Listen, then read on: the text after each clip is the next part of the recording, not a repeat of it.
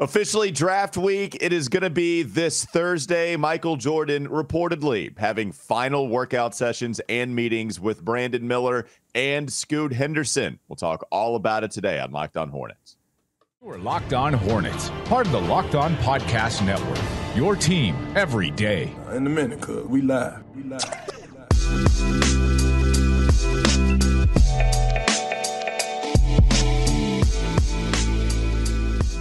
It's Locked On Hornets, part of the Locked On Podcast Network. It's your team every day. Thanks for making us your first listen. We are free. We are available anywhere you get your podcast. That does include YouTube, as always. That's Doug Branson. You can find his Substack, everyhornetsboxscore.com. We'll get to him in just a minute. And I'm Walker Mehl. You can listen to me on WFNZ every weekday from 12 to 3. Last thing, real quickly, before we get to why Doug is uncomfortable, I think is the right word to say. I do want to shadow boxing, keeping the blood flowing. I'm just like, this is how I deal with my anxiety. I just got to keep the blood flowing. Today's episode is brought to you by Prize Picks. First-time users can receive a 100% instant deposit match up to $100 with promo code Locked On. That's prizepicks.com, promo code Locked On. What has you so fidgety, Doug Branson? It's draft week. We're finally here. The Hornets have the second overall pick. I guess they haven't traded it. Maybe, I don't know. We're recording this on a Sunday. Happy Dad's Day to everybody out there. But they haven't traded it as of yet. Woj, this is a dangerous game that you and I are playing right now, recording this on a Sunday, but we have to. It is dangerous, yeah. But, Woj is out here ruining our shows already with the MJ, sale news. So we're playing a dangerous game, but here we are, and it's draft week. We're going to stay on our toes, head on a swivel, and here we are. And so that's why you're fidgety, because there's a lot of anxiety. I got to stay on my toes. We need to get into draft anxiety, because Hornets community, Hornets Twitter, Charlotte Hornets fans, Doug, they are not okay. There are a lot of people that are not okay, including us. I throw both of us in there, rolling right on into this. Just as someone who has to talk about this every single day, there is actually a legitimate mental health aspect to discuss with all of this. So we can get to that in the last segment. I'll tell you who's not helping that. I'll tell you who's not helping my mental health. Phony Gavoni, Kevin O'Con man. These guys out here peddling these rumors. Yeah, they're not helping. I'll tell you that right now. Kevin No Honor is out here continuing to say Brandon Miller is going to go to the Charlotte Hornets. Brandon Miller, Scoot Henderson, we have had multiple reports that they are going to do final workouts. They're going to be having final meetings, not only with the Charlotte Hornets, but yes, with the big dog, with the GOAT, Michael Jordan. Jonathan Wasserman of Bleacher Report, he put out there, quote, while the belief has been that the Charlotte Hornets prefer Brandon Miller, it's sounding more like just a rumor that's snowballed. No NBA sources have any legitimate explanation or substance behind the assumption Scoot Henderson had been the number 2 prospect for most scouts Bleacher Report spoke to throughout the year. And until we hear the Hornets don't believe in his fit, we're moving Henderson back to number 2 as the best player available after Victor Wembanyama. Okay. So we've already talked about the meetings side of this. We did get some clarity after the initial report about Michael selling majority stake in the team. He's going to still be the majority guy, the lead decision maker through the draft and through the free agency process. So just if anybody's not clear on that and wondering what's going on, does he still have control? Yes, he'll have control throughout the rest of this offseason. It's essentially not changing anything as far as who is at the hierarchy when it comes to making the decisions. Doug, what is it about Jonathan Wasserman, maybe with his tweet, nobody knows anything, the workouts? What's something that you want to steer this boat to? I want to steer it to this all-important meeting that these two gentlemen, Scoot and Brandon, are going to have with Michael Jordan, who, despite selling the team, will be in control of this decision. And honestly, whether it's fair or not to think this decision, which is, again, unless they trade it, which I guess will be part of the decision as well, but this decision on what to do with this number 2 pick is one of the most, if not the most important decision this franchise has ever made. And it's all going to lay at the feet of Michael Jordan, who is about to go from majority owner to, a minority investor in the team. So that's super interesting. It's a unique situation. And I think that in years past, you've had some rumors about how much he was involved in the decision-making process. Now, I think as as the owner of a franchise, you're always going to sign off on whatever your general manager wants to do. But I think once they hired Mitch Kupchak, a lot of the narrative seemed to go towards, okay, Mitch is making a lot of these decisions. And then they go to MJ, and MJ says, yeah, that's fine. But generally, it was thought to be he was less involved in like, hey, I'm going to overrule. I'm going to step in here and really figure this out. But I think that's kind of gone away with this decision because it is so big, because it is down to 2 players, and because the Hornets are in the catbird seat. They have all the control. There's no like, oh, if this happens, then this happens. And if this happens, no, there's none of that variability at this point. There's one decision. There are 2 players, and it just seems like there's one person that's going to make this decision. It's not Mitch Kupchak. It's the GOAT. It's Michael Jordan. Well, yeah, but this is always something to me that's been, I don't want to say overplayed, but every owner with every franchise is going to have to sign off on any decision that a general manager makes, every single one. And if it's something that is beneath the owner, where, second round picks for a swingman that is the 8th guy off the bench, okay, fine, whatever you want to do. Who's this guy? Cool, all right, sounds good. Yeah, big thumbs up. But when you have all of this news surrounding, you're right, as big of a decision that the Hornets have had to make in quite some time, Michael is going to be more involved, just like David Tepper was more involved with the number 1 overall pick with the Carolina Panthers, just like Michael would be involved with a lot of the big signings, the big things that have happened with the Hornets franchise. I hope that he's not the driving force. I hope not that he is not giving Mitch Kupchak his evaluation book on why he wants to take Scoot Henderson over Brandon and vice versa, Brandon over Scoot. And I hope that that is still led to the basketball people, which right now, Mitch Kupchak, he's still in charge of all the basketball people. We do know that there have been reports, certainly in the Rich Cho era, way more so in the Rich Cho era, of Michael being meddlesome, of Michael being the driving force with some of these draft picks. We haven't with Mitch, but you're saying right here, Doug, that his parting gift to the Charlotte Hornets is going to be one final decision in what is among the biggest decisions that we've had, the final one before Michael says, see ya, here, Gabe, here, Rick, your problem now. Well, it's not a parting gift, because while he is taking a step back, he won't be the majority decision maker. He will still be invested in the team. Yeah. So you can see it as a final investment in the team. And I'm telling you, you can sit there and hope all you want to that he's going to let his basketball people make this decision. But look, those are people he hired. And I think he's got to know that when he steps back, a lot of those people are going to hit the door. Like maybe it's not this off season, but at some point, a lot of those people in the front office are going to be replaced with people that Gabe Plotkin and Rick Schnall want to install. So, and also... And Schnall, if you will, but go ahead. And Schnalled, that's right. And also, you have to think about this. Michael Jordan is not naive. I think he fully understands what his legacy is as owner of the Charlotte Hornets. And I have to believe that on some level he understands that it's at least perceived as a failure. That it is not up to the level that he wanted it to be, that it's not up to the level that Charlotte Hornets fans wanted it to be on the court. Okay? This is his opportunity, his final opportunity to have a legacy with the Charlotte Hornets that means success. Because if Scoot Henderson or Brandon Miller become one of the best draft picks in Hornets history and lead this team ultimately to a conference finals appearance or an NBA finals appearance or championship, then all of a sudden, we look back on this and there is going to be Michael Jordan made the pick, and it set the Hornets on the right path. Yeah, one last attempt to rectify all of this. It would be a great comeback story. Michael would just be doing this, just like he did against the Jazz. Let me get this follow through just do like this the whole time, with the fallen pick being Byron Russell falling, and then he wins the championship as he as he exits the league. What I'm telling you is that Brian Russell is Mitch Kupchak in this analogy, right? I think Byron Russell and then Brian. What's that? No, I'm sorry. Yes, I said Byron. I got my Byrons, I got my Y's and R's mixed up, but you're right. You're saying Mitch Kupchak is Brian Russell? Thank you for the clarification. That was helpful. Yes, he's giving him the shove. He's giving Kupchak the shove.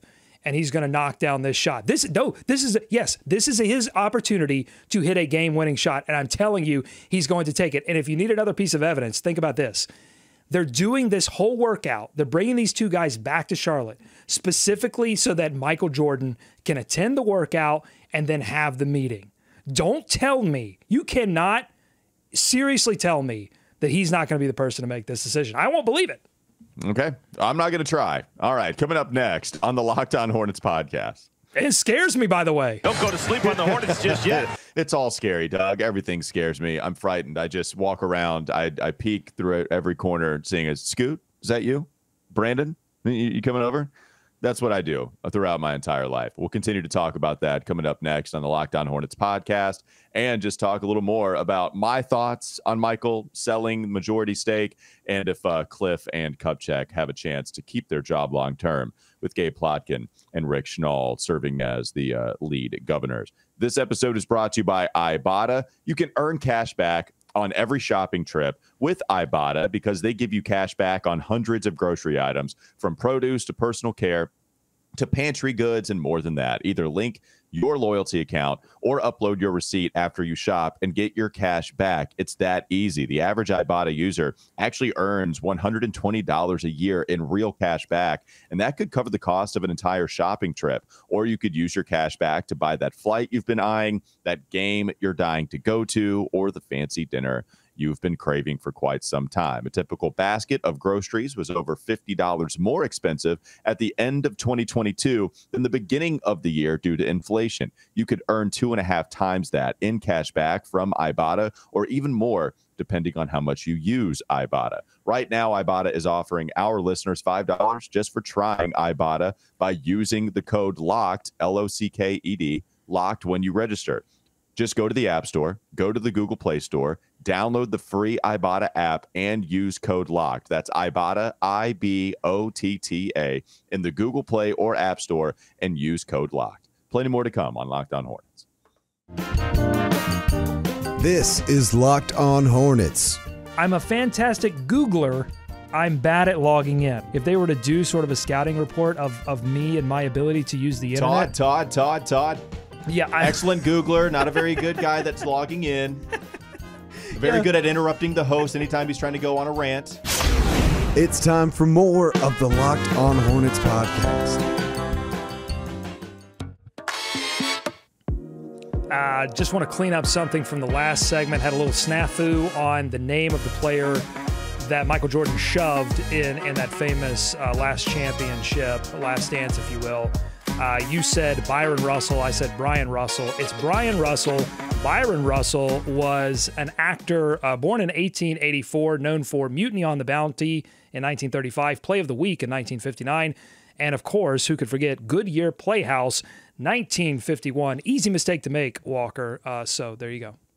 I get my actors in the 1800s and basketball players mixed up all the time, so I apologize. It can happen to anybody. Let's talk about Michael actually selling majority stake. And Rod Boone wrote in the Charlotte Observer, a fear that a lot of people are having. Here we are, all anxiety surrounding us as Hornets fans, as if the draft wasn't enough. Now we have the whole, hey, how is this new ownership group going to lead the Hornets to some type of success? And Rod wrote, whenever a team is in a smaller market and it is sold, one of the first things that immediately pops up into people's minds is the inevitable, will the team go somewhere else? I'm going to leave it there, because Rod does give you some thoughts as to why he might think it's going to stay here in Charlotte. I did not get to hear you and David talk about the move of the team. I've heard you talk about it before, Doug. But overall, what did you say, just as far as anybody having a fear that this team might move? Because we do have a new contract with the Spectrum Center in place. It's in place for a long time. But you also have said, look, you can move around that if Plotkin and Schnall really did want to get this organization off the grounds in Charlotte. It's a legitimate fear to have. Okay, I just want to say that. I don't want to fear monger on this show, but as a fan of the team that moved from Charlotte to New Orleans, the unthinkable has already happened in Charlotte. So whenever you have a team sale, especially to two individuals who will have the major decision-making powers, they don't have the North Carolina connections. You know, Rod Boone mentions that two people in the group, J. Cole and Eric Church, have connections, But that means absolute bupkis if they're not the two people that have the controlling decision-making power. That's just a make you feel good kind of thing. So I'm not trying to fear monger. I think, honestly, the odds, especially in the short term, are very low. But to say that this doesn't open up that question long term, especially if things stay bad. Look, if this group of people, as Woj has reported, this group seems to want to come in and invest some money in the success of this team. If they turn things around, then I think long-term it does stay in Charlotte. And the NBA does like the idea of a team in Charlotte. So that's working in the city's favor. That's working in fans' favor. Silver likes the idea of the NBA in Charlotte. But if things stay bad, I just think it would be naive to think that that's not a possibility. Yeah, it's a possibility. It's very slim, as you're suggesting as well. And I do think with this deal that they have, especially with the new practice facility, especially with the upgrades going on, yes, that deters them from moving from Charlotte. What I'll also say is that there's been plenty of talk about expansion within the NBA. So if there's another city that might want a new team, it's not going to be because they want to move one team from an existing place, because that's not how expansion works. You're still going to have the same amount of teams, and now you just have one in a different city. But what they might do is add 2 more teams, maybe one in each conference, maybe just 2 more, and you have to figure it out from there. But Vegas has always been a site. I know people have wanted a team back in Seattle to try to rectify the good old Seattle Supersonics days. And so if there is a city that wants to house an NBA team, I think that would come through expansion rather than moving the Charlotte Hornets. So I think there are a couple of things there that would help Hornets fans breathe a little easier, because it's okay to be scared of this if it's already happened and it was devastating the first time. I totally get it, right? I'm not going to sit here and make fun of anybody afraid of all of this. I do think that you can breathe a little bit easier here. And it's nice to have Michael Jordan be a part of this. I don't know how much say he would have. He's a minority owner. He's not someone that is going to have overriding rule over Plotkin or Schnall if they really wanted to move the team. And we know, certainly Plotkin, we know both of those guys, they're businessmen first and foremost. At the same time, I think there's plenty of reason to believe that they'll stay here in Charlotte. I just don't know how you can pay close attention to these kinds of sports dealings and have any certainty about what you think is going to happen. I mean, look at Live Golf and the PGA coming together. I mean, that's like the most hypocritical thing in the world. Anything is possible, as a famous Celtic once said, including your worst fears. Your worst fears are possible. Are they probable? In the short term, probably not. But, I just think it's naive to think that it's not a possibility in the long term. So I don't know what kind of thoughts you shared with Michael again, as I talked about. With Michael Jordan, I've shared no thoughts. He will not answer my calls. Yeah, it's tough. Can you tell me his number, and then I'll try to text him? See if he can answer me. 555-GOAT. Yeah, I know you guys had a long episode of sharing the thought. I won't take too much time. By the way, that you listened to 0 minutes of. We did an hour plus. We did an hour and 4 minutes of content. You listened to 0 minutes. How much have you listened to my show on Wes and Walker? That's right. I listen every time I'm on.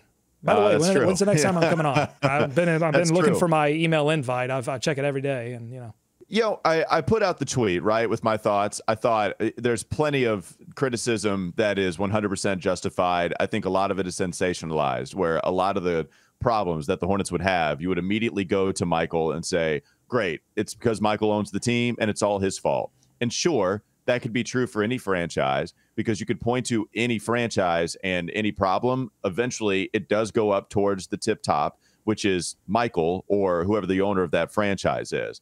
And so when we have the whole debate about whether Michael meddled in some of those NBA drafts, that's his problem. And there's reporting on that. Yeah, that's true, right? Frank Kaminsky, solid ground that he wanted Frank. There's solid ground that he wanted Cody Zeller. Now, it's funny when you go back to that draft, it's like it actually kind of worked out given the other players that could have been available too. Worked out for Miami. It worked out for Miami to get to the NBA Finals because of him and Caleb Martin.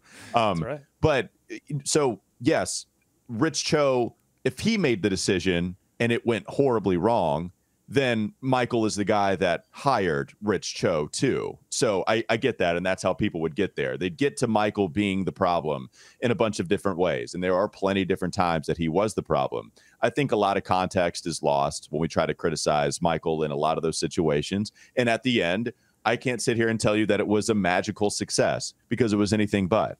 This has been one of the least successful franchise in terms of playoff appearances in Michael Jordan's tenure. And that's a tough pill to swallow. The second iteration, it's been a disaster for the most part. It has been. And I want better for the Bobcats. I want better for the second coming of the Charlotte Hornets. And I'm glad Michael was a part of the team when something good happened in getting back the nickname.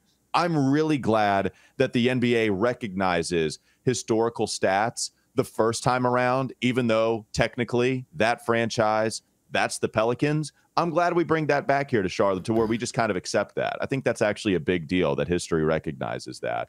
And I also want to talk about his reach in the community. And I know you guys have talked about it too, Doug, and I know I'm going along here, but here's my thoughts. Man, it's a big deal. It really is, because one of the more interesting things to talk about with MJ is his character arc. It's so interesting when we're all in the pandemic watching The Last Dance and just knowing who Michael was, because he's this bigger than life figure, having gone through the 90s. Anybody got to live through Michael in his heyday. Michael was about playing basketball. The dude was a jerk. And we all know that Michael had the comment about Republicans buy sneakers too. And we also know that he did not want to publicly endorse Harvey Gantt when he's going against notorious racist Jesse Helms. Like, at some point, right is right and wrong is wrong. And we can hold white people accountable, like a Larry Bird, for not going against him. But also black people were asking Michael to be some public figure and speak out against Jesse Helms, endorse Gantt, and he wouldn't do it. Okay, so you had a real problematic central figure there. Now, what Michael has done is he has donated $100 million to charities that help Black America all across the nation post George Floyd. Forbes listed it as one of the largest donations, I believe the largest donation out there post George Floyd. We know about the many Novant health clinics that Michael has opened up.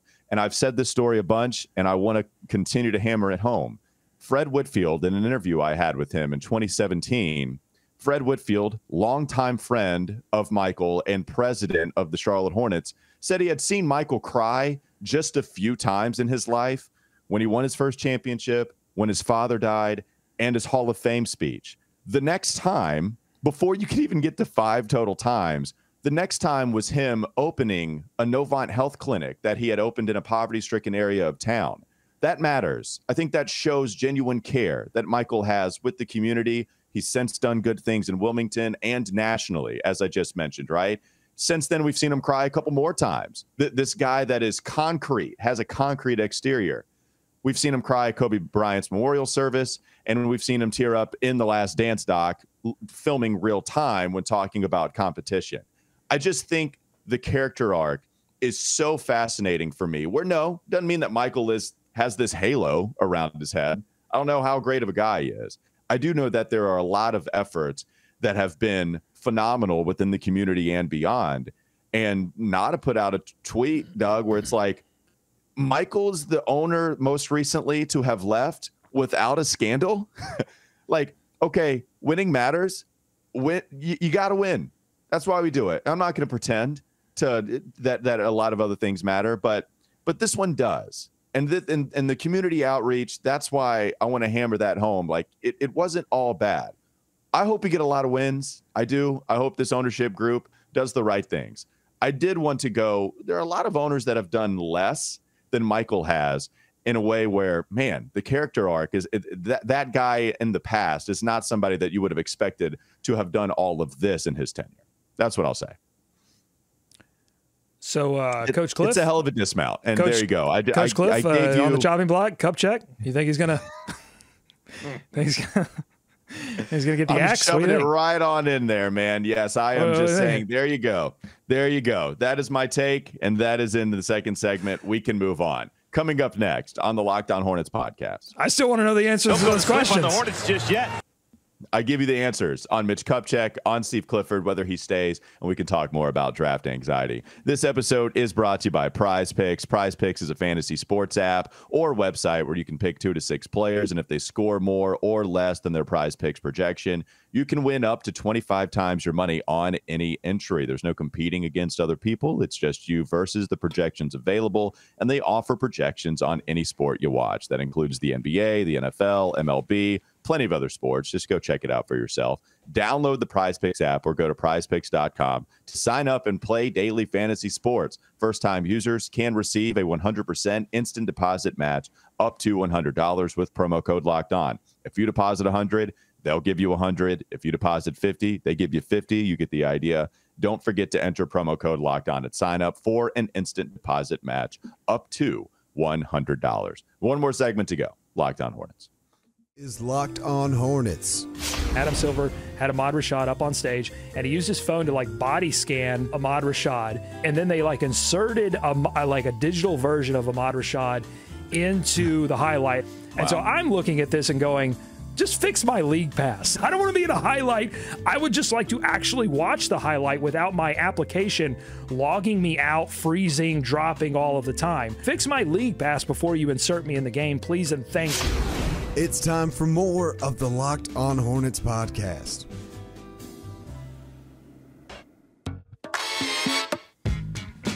Doug is laughing at me for my long soliloquy into the second segment. I'm not laughing at you. I'm not laughing at you. I'm laughing at every person, and there have been a lot of people that have jumped into the YouTube comments or Twitter or whatever and said, Doug, hey, bub, stop interrupting Walker, okay? It's rude when you interrupt Walker. And I just want to say, I hope you're happy.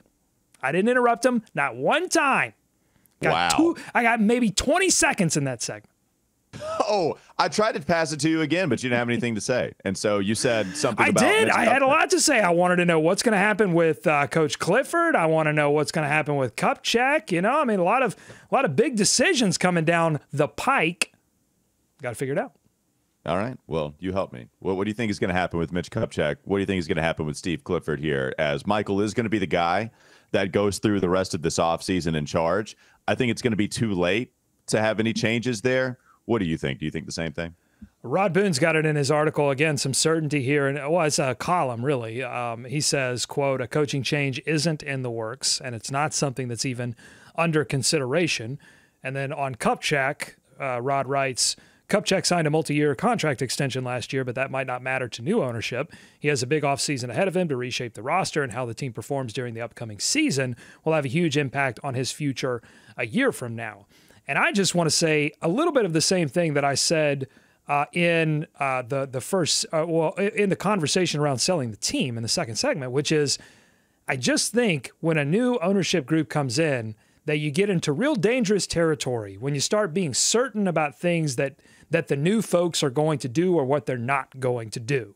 Now, I would say it would be smart for them to retain Coach Clifford because he has a great relationship with LaMelo Ball. He has a great relationship with the players in general who, despite doing a lot of losing last season and being very frustrated, were consistently not frustrated with Steve Clifford and went out of their way to say, Coach gave us a good game plan.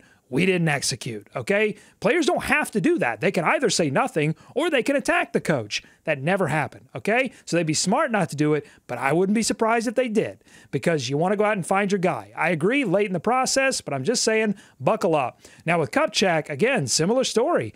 I would not be shocked at all if they came in and said, look, we've got a guy in mind. We've been talking. We knew this was coming. And we're going to make this move now to go ahead and get it out of the way because, look, we know he's going to take us through free agency. We know he's going to take – those are the big things this summer. And then you go through a long period of, well, there's scouting, there's different things. But I wouldn't be surprised if somebody new is at the helm sooner rather than later. Yeah, I mean, I just think it'd be so long. You're going so far into this offseason process. I don't think that there'll be any changes, but you're right. Like, there is a possibility. And I don't know, do we have any date when this officially is going to change hands? No, because it still has to be approved. We don't know when it's going to be approved by the NBA. So, who knows? I mean, if you're going to talk about free agency happening in July, while you already go through the draft, while the coach is starting to, already put together a summer league, right? Like summer league is going to happen right after the draft. And so now you've got the young guys playing with one another. I think that would be a mistake, in my opinion. If you want to revisit this after one more season with Steve Clifford, then that's fine. But especially with Cliff, right? Because, I disagree with that. I think Coach Clifford is absolutely this season coaching for his job. And if this team stays healthy and underperforms, underperform. And I'm not talking about end of season. I'm talking about if there's a new ownership group and this season and this team starts to be embarrassingly bad and healthy and there's no excuses, I'm just saying, I just buckle up. That's all I'm saying. He's just out here. I'm just out here saying. I'm just saying stuff. That's my job. You put a microphone in front of my face and I say stuff. Sometimes I tweet. You also said something on Twitter that got a ratio, Doug. That a little bit, kind of, not really, but for me. Not a lot of people get upset about my Twitter account. But look, I'm anxious about the NBA draft, and everybody deals with their NBA draft anxiety in different ways. I like to put ridiculous stuff on Twitter. That makes me happy. I like to just stir the pot a little bit. Well, why don't you tell the people how you stirred the pot this time? I honestly don't even know how I did it. Here's what I tweeted, and I think people interpreted this in a lot of different ways. All I tweeted was, KD, Beal, and Booker, super team. LaMelo and Scoot, sure, but is it the right fit? Now, you don't get the voices. You don't get the voices when you're reading it on Twitter, and I think that's the problem. People interpreted this a lot of different ways, but people got in their feelings about it, including Nada Edwards, who's going to be on our live draft show, June 22nd, by the way. Nada replied to this tweet as well and did not like my tweet. Yeah, we've referenced a couple of his tweets in different ways. He said, "Come on, bruh." Very different. What's funny about that tweet, Doug, is I understood your point. What was great is that... What was my point? I would be interested to hear you tell me what my point was. Oh, just adding talent. Who gives a bleep whatever position? People are praising Phoenix for adding a lot of talent and not Charlotte, despite adding talent at the same group. That's what I would think it was. That's pretty close. Maybe there was some... That's pretty close. My point is that whenever some of these other teams go out of their way, they open up the checkbook, they figure out a way to make it happen. They bring all these guys together, Beal, Booker, KD. Not everyone is immediately rushing to say, hey, there's only one basketball. Now, I'm not saying, I'm sure there are people, you could probably find tweets all over the place. And by the way, I tweeted this before the Beal deal was official, but I'm sure you can find all kinds of tweets now where people are criticizing the deal. That's fine. I'm just saying people aren't rushing to go, hey, the Suns only have one basketball. What about fit? What about fit? They're saying, no, the Suns are trying to go win a championship.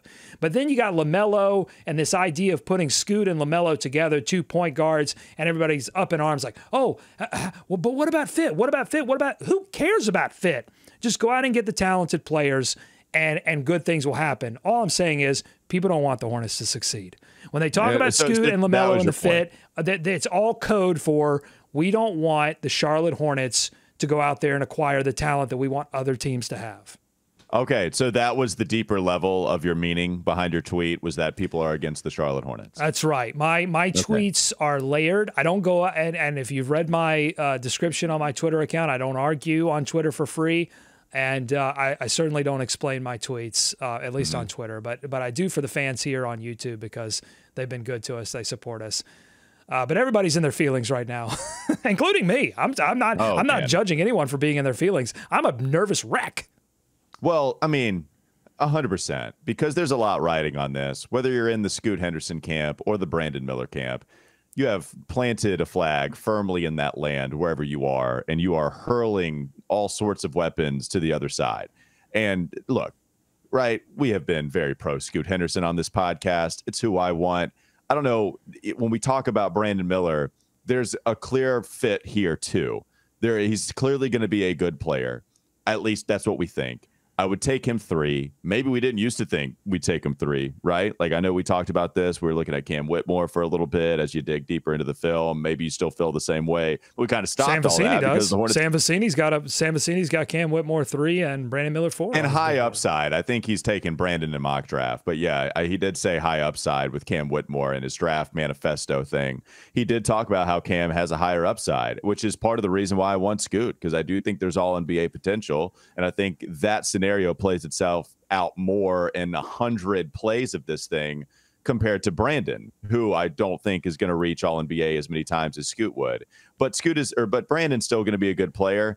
And man, everybody is just going to hate it. Like there's legit not only hope on whoever the player is, but also you're defending yourself in a lot of this. Like whoever you are pulling for with Scoot or Brandon, now you feel like you're defending yourself with your self insecurities. And it is going crazy for lots of Hornets fans that are believing one thing or the other. Well, the Vegas odds are going crazy right now. They were heavily in Brandon Miller's favor. All of a sudden, the turntables have turned, and you've got Scoot in the lead dog position on these Vegas boards. And now you've got, I saw Phony Gavoni on ESPN starting the back pedal. Everyone, all these people who had Brandon Miller, based on one thing that Kupchak said, they had Brandon Miller. They were so sure about it. And now, you've got Kevin O'Con, man. You've got Phony Gavoni just doing this right now. Back pedal, back pedal, back pedal, back pedal.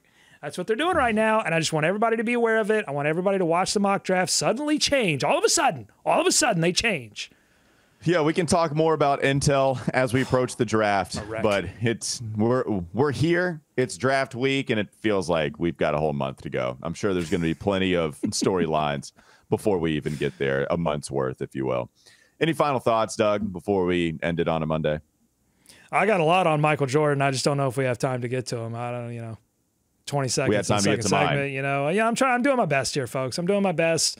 You didn't get him out in that hour-long episode that you did with David Walker? Listen, I got all kinds of thoughts. I need 2 hours. I had to limit myself to an hour. All right. Thanks for making Locked On Hornets your first listen. Make your second listen game-to-game NBA. Every moment, every top performance, every result. Locked On game-to-game covers every game from across the league with local analysis that only Locked On can deliver. Follow game-to-game on Locked On NBA. Available on the Odyssey app, YouTube, and wherever you get your podcast. Have a great rest of your day. We'll be back with you tomorrow.